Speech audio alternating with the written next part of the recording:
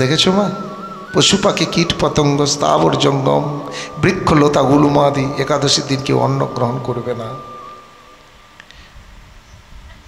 মকর, মকরকে না গঙ্গা বাহিনী মকর, তিমি মাছ যেটাকে বলে, দশম অধ্যায় বিভূতি যোগে আছে তিমির মধ্যে আমি, মানে বৃহৎ মাছ তিমি। তিমি মাছ একটা জাহাজকে ডুবিয়ে দিতে পারে। সেই তিমিকে বলছে এক কাজ কর, তুই অন্নটা গ্রহণ করে নে। বলছে না না, আপনার সব কথা শুনতে পারি, এটা শুনতে পারবো না, আজ একাদশী না, অন্ন গ্রহণ করতে পারি না। তবে হ্যাঁ, অন্ন গ্রহণ করতে পারি আপনি যখন বলছেন, তবে একটা শর্ত আছে, কন্ডিশন আছে। বলে কি কন্ডিশন? বলছে আমি অন্ন পেতে পারি, তবে আমাকে কোথা দিন, আপনার ওই আপাদ মস্তক কোনো না কোনো জায়গায় যেন আমি ঠাঁই পাই।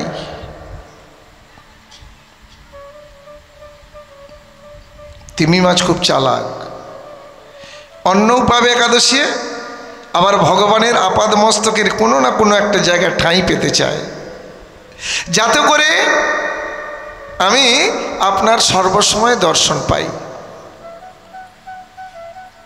বেশ ঠিক আছে, আমার চরণ থেকে মস্তক পর্যন্ত কোথায় তুই অবস্থান করবি বল। তিমি মনে মনে ভাবছে, গোবিন্দ সুন্দরের আপাদ মস্তক দর্শন করে প্রভু গো, তোমারে হাসি সুন্দর, বাঁশি সুন্দর, কতেক সুন্দর তুমি, তোমার নয়ন সুন্দর,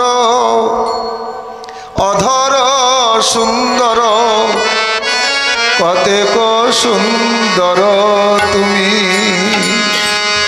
তোমার নয়ন সুন্দর, বদন সুন্দর, যতেক সুন্দর তুমি, তোমার মাথায়, তোমার মাথায়, বলি তোমার মাথায় ময়ূর পুচ্ছ সুন্দর, তোমার মস্তকে ময়ূর পুচ্ছ শোভিত, কতেক সুন্দর তুমি, যতেক সুন্দর তুমি, কতেক সুন্দর তুমি, বলি তোমার বামে রাধিকা সুন্দর, বলে তোমার বামে রাধিকা সুন্দর, তোমার চরণ সুন্দর, নেপুর সুন্দর, তোমার বামে রাধিকা, রাধিকা সুন্দর। প্রভু গো, তোমার আপাদ মস্তক সবই সুন্দর, তাই যদি মনে মনে ভাবছে তুমি, যদি আমি এখানে আশ্রয় নিই, আমার গোবিন্দ সুন্দরের বদনের সৌন্দর্য নষ্ট হয়ে যাবে। যদি আমি ললাটে অবস্থান করি, ললাটের সৌন্দর্য নষ্ট হয়ে যাবে। যদি আমি বক্ষে আশ্রয় নিই, বক্ষের সৌন্দর্য নষ্ট হয়ে যাবে। আমি যদি চরণেও আশ্রয় নিই, আমার গোবিন্দ সুন্দরের চরণের শোভা নষ্ট হয়ে যাবে। আমার গোবিন্দের চরণের শোভা নষ্ট হয়ে যাবে। যদি আমার চরণে চরণে আশ্রয় দিই,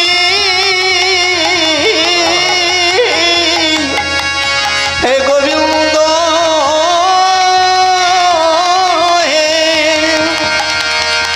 তবে তোমার তোমার চরণের শোভা শোভা নষ্ট হয়ে যাবে। গোবিন্দ সুন্দর বলছে, তুমি বল কোথায় আশ্রয় নিবি বল। আমি তোকে সেখানেই আশ্রয় দেব। বল না, বল কোথায় আশ্রয় নিবি?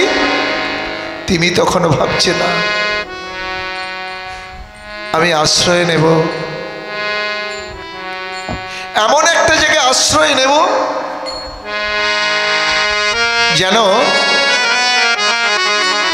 গোবিন্দ সুন্দরের সঙ্গে থাকতে পারি, সর্বসময় তার দর্শন পেতে পারি, অতএব আমার গোবিন্দ সুন্দরের অঙ্গের শোভাও নষ্ট না হয়। প্রভু মনে মনে ভাবল যে গোবিন্দ সুন্দরের সঙ্গে বাঁশি সব সময়। নিতাই গৌরে প্রেমানন্দে হরিব।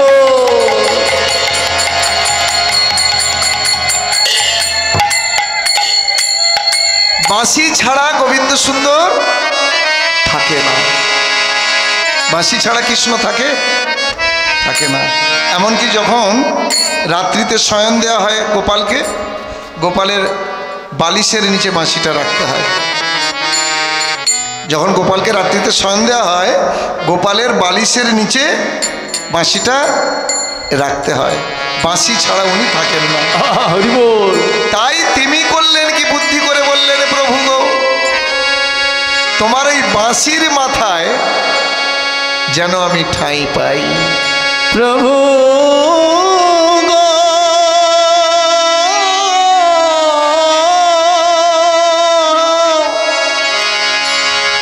আমি যেন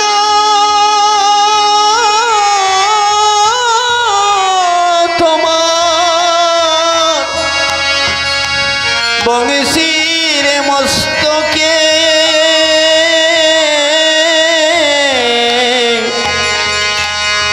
মস্তকে আশ্রয় পাই। বলো রাধে রাধে। বাঁশিটা দেখতে পাচ্ছেন, অনেকের জানা ছিল, অনেকের জানা ছিল না। এই মাথাটা হলো দেখুন হাওয়ারের মাথার মতো না, হাতির মাথার মতো। অল্প করে দিবি। হ্যাঁ, টিপে দিবি। পিছন দিকে কি? হ্যাঁ, পিছনেও আছে। তিমির, এটা হলো তিমির, তিমি মাছের মাথা।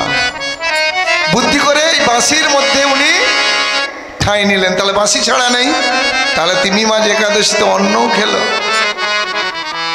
আবার গোবিন্দের বাঁশির মাথায় ঠাঁইও পেল। বলো রাধে রাধে। সেই নে পশু পাখি কীট পতঙ্গ স্থাবর জঙ্গম তারা বলতে পারে না, তাদের ভাষা তারা বুঝাতে পারে না।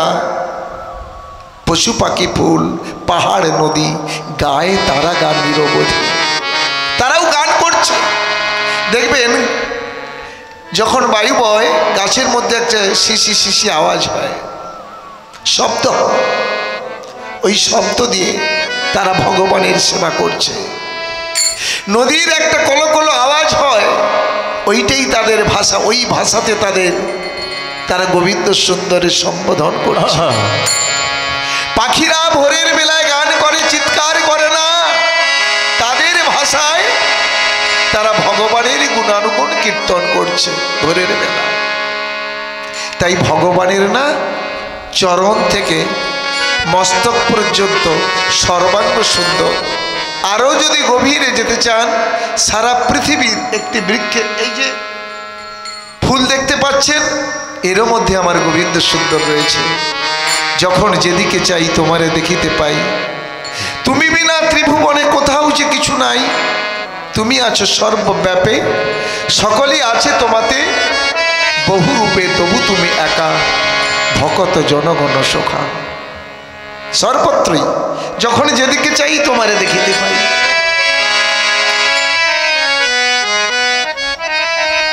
নয়নের মাঝে রয়েছো তুমি, পায় না নয়ন দেখি। যত্র যত্র নেত্র পড়ে তত্র তত্র কৃষ্ণ স্ফুরে। যেখানে যেখানেই আমার নেত্র পড়ছে, সেখানেই আমার কৃষ্ণকে দেখতে পাচ্ছি।